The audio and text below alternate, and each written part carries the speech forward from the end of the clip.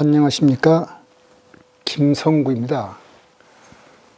오늘은 우리 죽음의 문제에 대한 시리즈 강의 중에 5번째 강의를 시작하겠습니다. 내용은 우리가 사후 세계의 존재를 상정하지 않고서도 임사체험을 합리적으로 설명하는 방법이 있을까 하는 문제입니다. 임사체험은 체험자와 연구자에 따라서 차이는 있지만 많이 언급되는 내용들은 대략 다음과 같이 10가지로 정리할 수가 있겠습니다.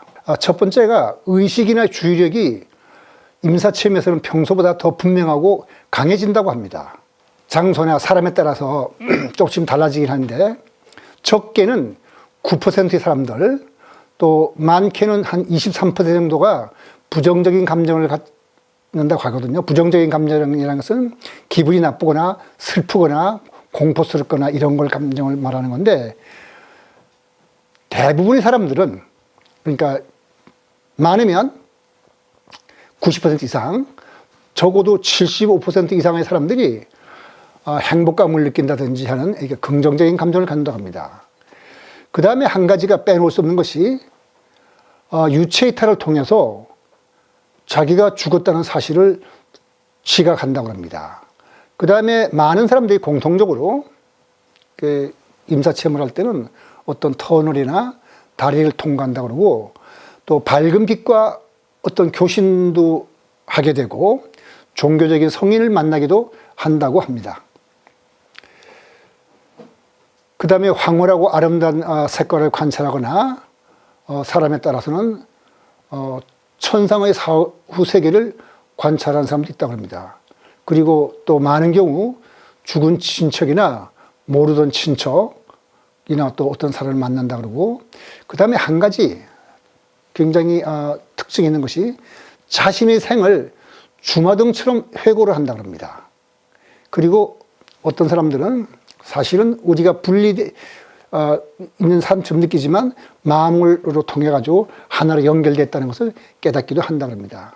이러한 내용들은 체험자들이 전하는 내용이기 때문에 그대로 우리가 받아들일 수밖에 없습니다. 이것들을 사후세계의 존재를 상정하지 않고 다른 방법으로 설명할 수 있다면 그것이 더 합리적일 겁니다. 이것을 사후세계로 존재를 상정하지 않고 우리가 합리적으로 설명할 수 있는 어떤 방법을 우리가 대안론이라고 한다면, 그 대안론의 근거로서 많은 사람들이 들은 것이 스위스 제네바 대학교 교수인 올라프 블랑케가 실험한 유체이탈의 실험입니다. 이 올라프 블랑케 교수는 오른쪽 두뇌의 어떤 특정 부분에 전극으로 자극하면 유체이탈 현상을 체험할 수 있다는 것을 발견하였습니다. 그래서 지금 그림에 보다시피 거기에 지금 화살표로 나와 있는 것이 앵귤라 자이러스라고 하는 부분인데, 우리 그 왼쪽 오른쪽에 두 군데 다 있죠. 그러면 이렇게 자기가 유체이탈을 경험하게 된답니다. 근데 이것도 왼쪽을 자극하게 되면은 효과가 좀 달라서 이렇게 자기 등 뒤에 누가 있는 것처럼 느껴지기도 하고, 또는 오른쪽을 자극하게 되면 자기 몸이 이렇게 공중에 떠 있는 것처럼 느껴진다는 이러한 실험 결과를 올라프 블랑케 박사가 보고를 했습니다. 그 다음에 올라프 블랑케 박사의 유체이탈 실험이 있기 전에도 신경과학자들은 정신분열증이나 측두엽 간질과 같은 일부 병리학적 상태는 환청이나 환시를 비롯해서 여러 가지 환각 효과를 일으키는 경우가 있다는 걸 발견했는데, 때때로 이런 사람들 중에는 자기가 경험한 그 환청이나 환시에다가 종교적 의미를 담고 있기도 하는 것을 발견했습니다. 그러니까 의사들은 그런 경험들이 많이 있습니다. 그 뇌에 전기자극을 가하는 것이 아니더라도 환각제나 기타 약물을 사용할 때도 임사체험과 유사한 경험을 일으킬 수가 있습니다. 뇌의 환각을 일으키는 것은 이 밖에도 또 더 많이 있습니다. 이를테면 이 비행기 조종사라든지 마라톤 선수들이 경험하는 건데, 뇌에 공급되는 혈류에 산소가 부족하면 환각이 일어날 수가 있는데, 제트 전투기 조종사들은 비행 중에 급선회를 하게 되면 큰 원심력이 생겨서 큰 중력을 받는 것 같은 효과를 얻게 됩니다. 이때 뇌로 가는 혈류가 저하돼서 산소 결핍 상태가 되어서 실시하는 경우가 있는데 이걸 쥐락이라고 합니다. 그러니까 쥐락이라고 불리는 이 현상에 대해서 일부 사람들은 말하기를 꿈꾸듯한 기분을 느끼거나 또는 터널과 같은 시각 상태에 있었던 일을 보고를 했습니다. 그 다음에 또 한 가지 더 말씀드린다면은 어떤 사람들은 마라톤을 하다가 소위 하이런이라 해서 이와 같은 어떤 일종의 황홀한 기분을 느끼는 경우도 있다고 합니다. 자, 이러한 대안론에 대해서 이제 우리가 그 임사체험에서 꼭 사후생이 아니면 안 된다고 생각하는 사람들을 반론자라고 부른다면 이 반론자들이 이제 어떤 사람을 선정해서 우리가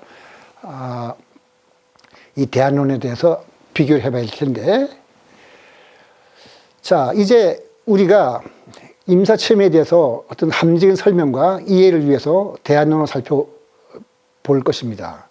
그러니까 많은 대안론과 반론은 모두 살펴볼 건 없습니다.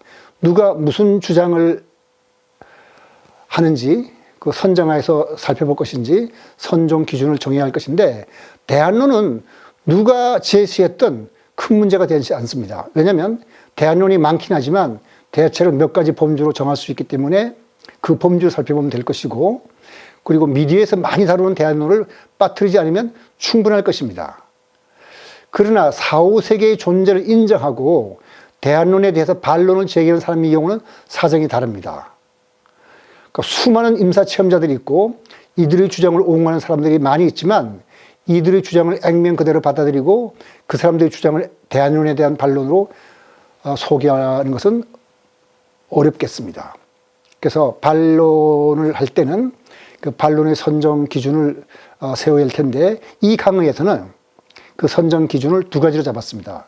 첫째는 거짓이나 속임수나 과장이 없어야 된다는 것입니다. 그다음 두 번째는 기록이나 증언을 필요할 때는 언제든지 확인할 수 있어야 된다는 이런 조건을 가지고 이제 반론의 선정 기준을 잡았는데, 두 번째가 어떤 경우인지 좀 구체적인 사례를 들어서 제가 설명을 드리고자 합니다. 일단 마리아의 사례라는 것이 있는데, 마리아의 사례는 임사체험의 옹호자들이 유체이탈의 좋은 예로서, 또 반대로 임사체험의 비판자들은 임사체험 연구의 허술함을 지적하는 좋은 예로 지적하는 이 얘기입니다. 즉 임사체험을 옹호하는 사람들과 반대하는 사람들 둘 다 이 사례를 들기를 좋아하는데, 내용은 이렇습니다. 마리아라고 이름만 알려진 이 여인은 유명한 임사체험 연구가 킴벌리 클락 샤프가 세상에 알린 얘기입니다. 마리아는 시애틀에 있는 한 병원에서 심장 박동이 멈췄을 때 유체이탈을 경험하고 의식이 이 병원 바깥으로 빠져나가서 병원 3층 창밖 선반에서 어떤 남자의 테니스와 한 짝을 보았다고 말했습니다. 그렇게 말을 하니까 샤프가 그 말을 듣고 즉시 3층의 선반 전부를 뒤졌더니 마리아가 묘사한 것과 아주 정확히 일치하는 신발을 찾아냈다고 합니다. 이 얘기를 샤프가 세상에 알렸으나 마리아라는 환자는 사라지고 그 후에 찾을 수가 없었습니다. 따라서 이것에 대한 증인은 샤프 한 사람 뿐이죠. 샤프는 뭐 정직한 사람이라고 봐야겠지만 이 사람의 증언을 확인할 길이 없습니다. 따라서 마리아의 사례를 유체이탈의 증거로 제시하고 대안론에 대한 반론으로 사용할 수 없음은 자명합니다. 그렇다면 속임수나 과장이 없다는 것을 어떻게 알 수가 있을까? 예를 들어서 설명하겠습니다. 하나는 팸 레이놀즈의 경우처럼 상세한 의료 기록이 있는 경우와 핀반 롬멜의 경우처럼 저명한 학술지에 소개된 경우입니다. 학술지의 논문으로 실린 경우는 심사위원들의 심사를 통과한 것이기 때문에 여기에는 속임수가 있을 가능성이 거의 없다고 봐도 좋을 겁니다. 그리고 심사위원들하고 어떤 문제가 되는 경우는 토론도 하고 증거도 제시하고 했기 때문에, 그리고 다른 하나는 여러 전문가들이 참여해서 다른 사람들의 연구 결과를 검토하고 종합적인 의견을 제출한 경우입니다. 이 경우도 여러 사람이 작당해서 조작하기 전에는 속임수가 있을 수 없겠죠. 이런 기준으로 이 강의에서는 다음과 같은 사람들의 견해를 대표적인 반론으로 선택할 것입니다.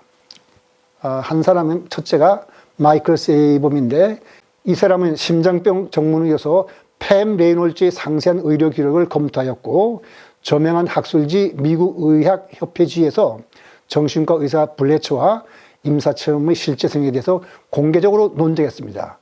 이럴 경우는 속임수가 없다고 봐야죠. 그 다음에 또 한 사람은 핀반 롬멜인데, 임사체험에 대한 전향적 연구로서 연구가 공개적으로 진행됐고, 그 연구 결과는 저명한 학술지 랜셋의 심사위원들의 심사를 통과했습니다. 그리고 그 사람의 연구 결과와 사례는 언제든지 검토할 수가 있습니다. 그 다음에 엘리자베스 큐블러로스를 들 수가 있는데, 이 사람은 임사체험의 연구의 개척자로서 죽음을 앞둔 수많은 사람들을 만나고 보살피면서 깨닫게 된 자기 나름대로 삶과 죽음에 대한 지혜를 세미나와 강연을 통해서 많은 사람들에게 전달하려 노력했고, 세계 최초로 의료계에 호스피스 운동을 불러일으킨 사람입니다. 그러니까 죽어간 사람을 도와주려고 이런 운동을 일으킨 거죠. 그 다음에 1982년 7월까지는 대학, 신학교, 의과대학, 병원 및 사회복지기관에서 죽음과 임종에 관련하여 12만 5천 명의 학생들을 가르쳤습니다. 그 다음에 1970년에는 하버드 대학교에서 죽음과 임종에 관한 주제에 관해서 인간의 불멸성에 관한 인거설 강좌를 한 사람이기도 합니다. 이렇게 공개적으로 자기 연구 결과를 발표한 사람들의 경우에는 속임수가 없다고 판단할 수 있겠습니다.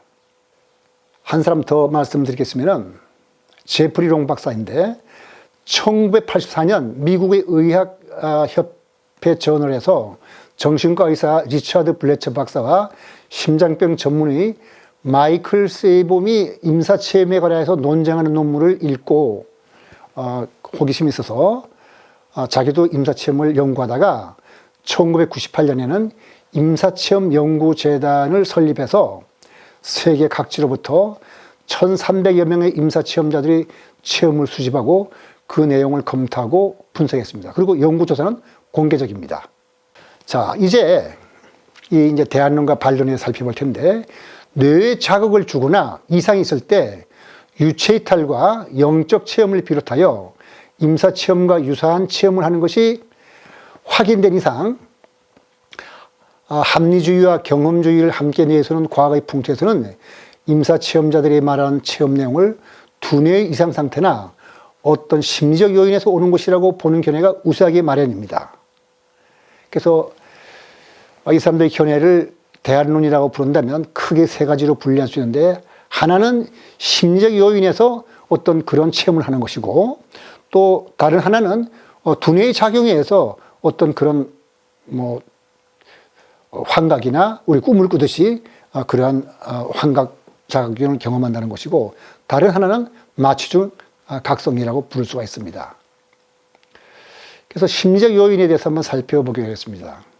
우선 소망사고의 투사라는 것이 있는데, 소망사고라는 것은 심리학적 용어로서 사물을 있는 그대로 보지 않고 자기가 원하거나 희망하는 대로 보는 태도를 말합니다. 그러니까 사람들이 하나에 우리가 집착을 해서 아주 간절히 원하거나 뭐를 바라게 되면은 어떤 환각 같은 걸 경험하는 걸 말하는 거죠. 그러니까 임사체험자들이 평소에 바라던 것을 임사체험 속에서 그것을 체험한다는 것입니다.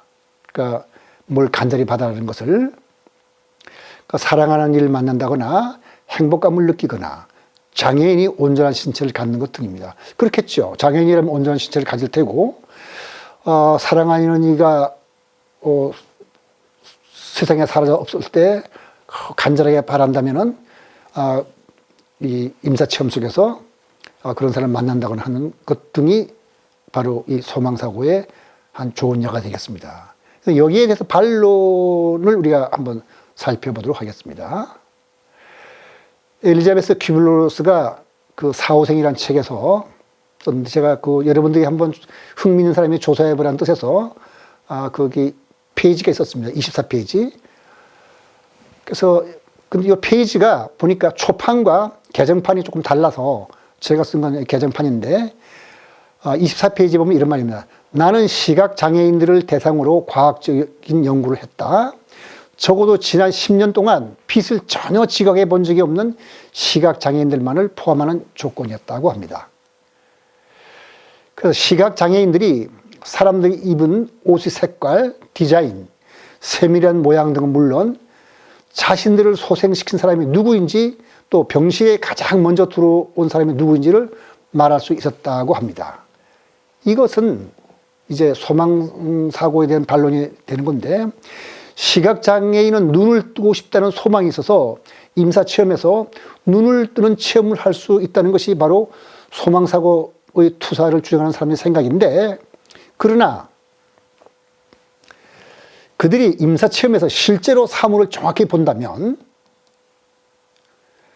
그것도 지난 10년 동안 빚을 전혀 지각해보지 못한 사람이라면 소망사고 투사로서는 그 설명하기 어려울 겁니다. 그 다음에 두 번째가 이제 심리적인 방어 기제라는 것인데 이것은 삶을 회고하는 체험은 심리적인 방어 기제라는 것입니다.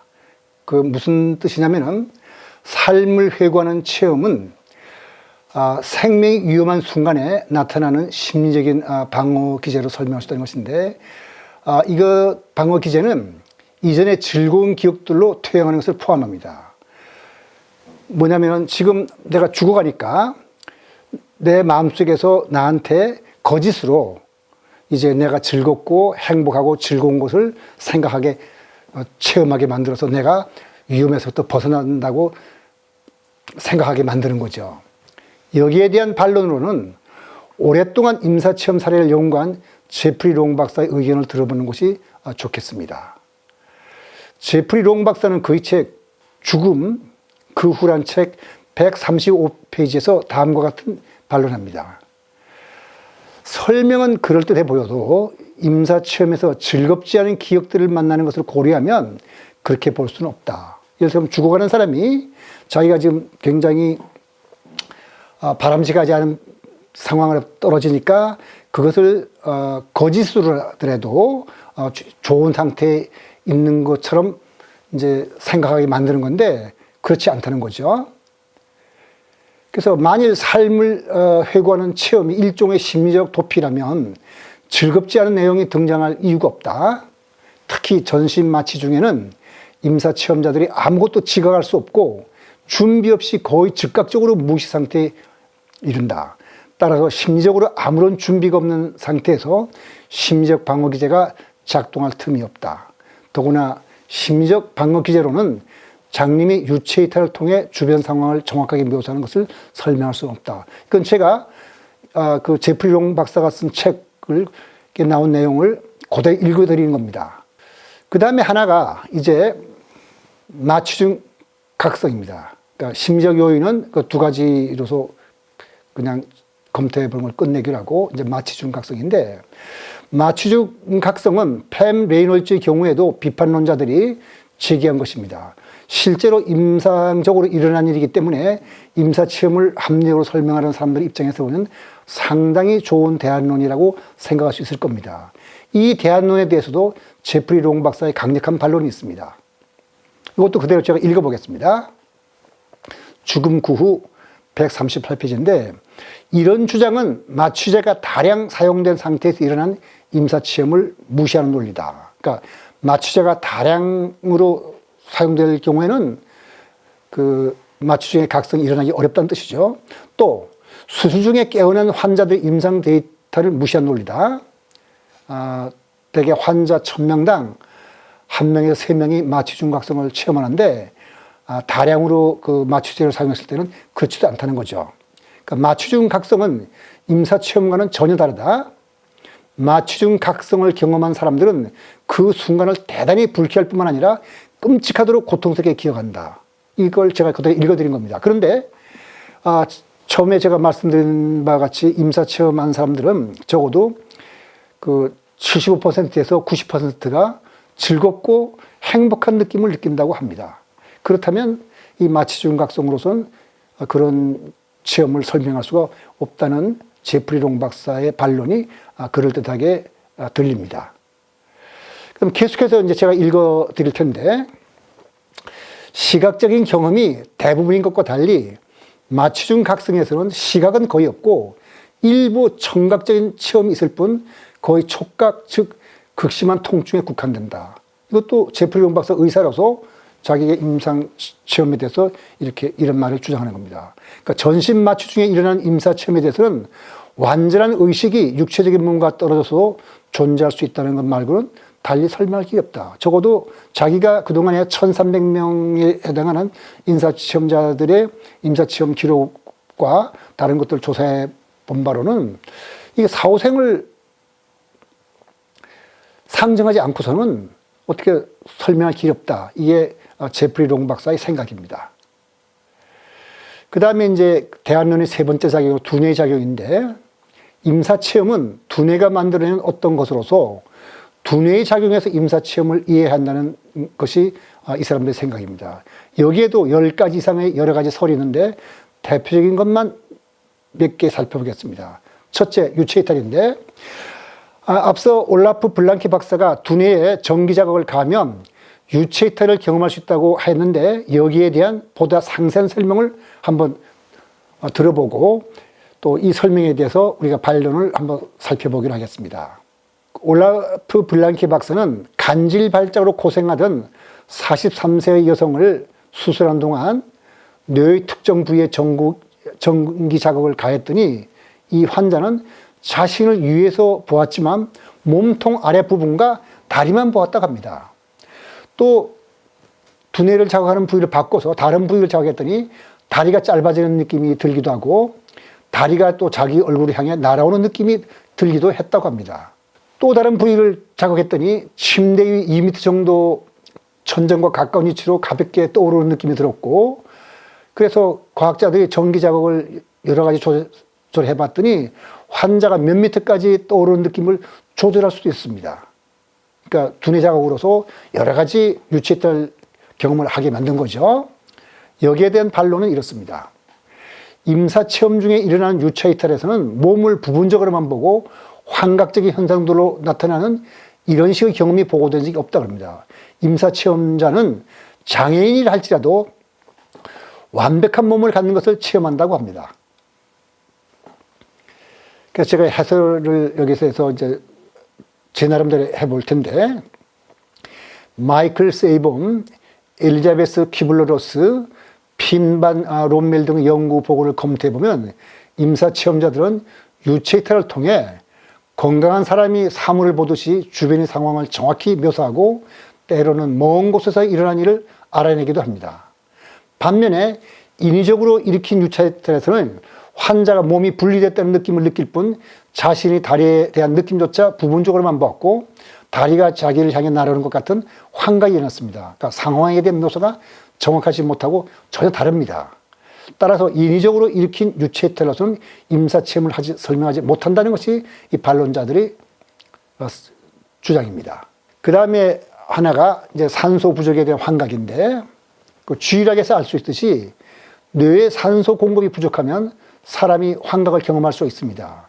이 문제가 임사체험에서 크게 주목을 받게 된 것은 미국 의학협회 저널에서 1944년 정신과 의사 리처드 블레처 박사와 심장병 전문의 마이클 세이번 박사의 논쟁이 이제 세상에 알려진 때부터입니다. 마이클 세이범은 심장박동이 정지하고 혼수 상태에 빠졌다가 살아난 107명의 환자들을 대상으로 체계적인 조사를 실시한 결과 임사체험을 의학적으로는 설명할 수 없다고 주장했습니다. 세이범 박사는 환자 중 한 명으로부터 심장 수술을 하는 동안 몸을 빠져나와서 수술하는 모습을 눈으로 분명하고 상세하게 지켜본 뒤 유체이탈 경험을 진술을 받았다고 하는데, 이걸 어떻게 의학적으로 설명할 수 있는가? 이렇게 말하는 겁니다. 이 세이번 박사의 주장에 대해 리처드 블레처 박사는 이런 체험이 죽음에 대한 환각이며 저산소증에 빠진 뇌가 의료 절차나 질병에 대한 불안을 처리하려고 애쓰는 모습에 불과하다고 주장합니다. 다시 말해서 일종의 심리적 방어 기제라는 거죠. 근데 저산소증에 대한 반론은 제프리 롱 박사가 잘 정리했는데 제프리 롱 박사는 이렇게 정리합니다. 임상보고에 의하면 심각한 저산소증을 겪은 사람은 의식을 잃기 전에 인지 능력이 심각하게 손상되므로 뒤죽박죽된 혼란스러운 기억을 갖게 된다고 한다. 이렇게 말씀드릴 수 있겠습니다. 그러나 그런 기억 왜곡과 임사체험에서 발견되는 현상, 즉 의식을 잃은 후에도 신체적인 감각을 통해 현실을 분명하게 인식하는 것과는 다르다. 게다가 제프리 롱 박사가 말하기를 내가 연구한 임사체험 사례들 대부분은 의료 절차나 질병에 대한 불안과는 상관없는 상황에서 일어났다. 자, 이렇게 설명을 제프리 롱 박사는 하고 있습니다. 그런데 이 산소 부족설에 대해서는 엘리자베스 큐블러-로스가 제프리 롱보다도 훨씬 더 단언하게 선언합니다. 이렇게 말을 합니다. 그 사후생 24페이지에 나오는데 그대로 제가 읽어보겠습니다.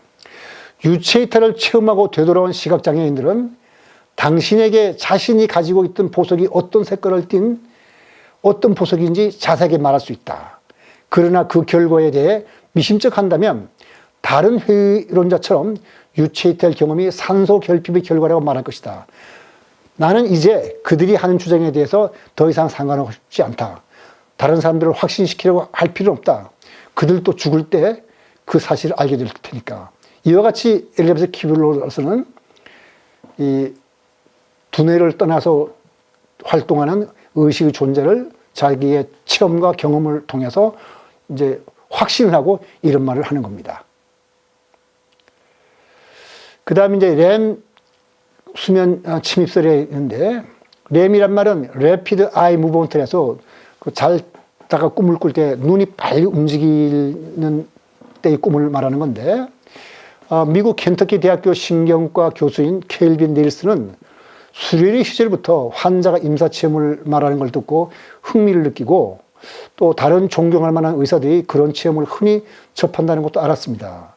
그런데 그런 체험을 접한 의사들이 그런 체험을 애써 숨기거나 마지못해 누설하는 것을 듣고서 내가 이걸 연구해서 책을 읽겠다는 생각으로 임사체험 사례들을 모았고 신경과학이 그런 체험을 무시하고 있다는 것을 알고서 자신이 임사체험에 대한 연구를 시작하고 렘 침입설을 제시했습니다. 무슨 얘기냐면은 어떤 의사들은 자기가 체험도 했고 또 이 체험을 말하는 환자들을 접했는데도 불구하고 그 선거에 대해서 말을 하면은 자기를 정상적인 사람으로 보지 않을까봐 그런 경험이나 그 들었던 얘기를 많은 정신과 의사들이 무시하거나 숨겼다는 그런 뜻입니다. 그래서 렘 수면이라는 걸 좀 설명을 드리자면 수면 중에 안구가 빠르게 움직여 뇌가 활성화된 상태에 있는 걸 말하는데 렘 수면은 피로 회복을 위한 것으로서 몸의 잠이라고 합니다. 우리가 그 잠을 통해서 몸을 새롭게 그 피로를 회복하고 이제 새롭게 활성화된 몸으로 만들 때는 이 렘 수면이 필요한 거죠. 그 다음에 렘은 없고 뇌파가 완만한 곡성을 이루어서 뇌의 활동이 저하되어 있는 수명을 비렘 수면이라고 하는데 되뇌 작용의 회복에 관계되는 것으로서 이걸 뇌의 잠이라고 부릅니다. 그러니까 우리는 두 가지 잠을 자는 거죠. 몸의 잠과 뇌의 잠.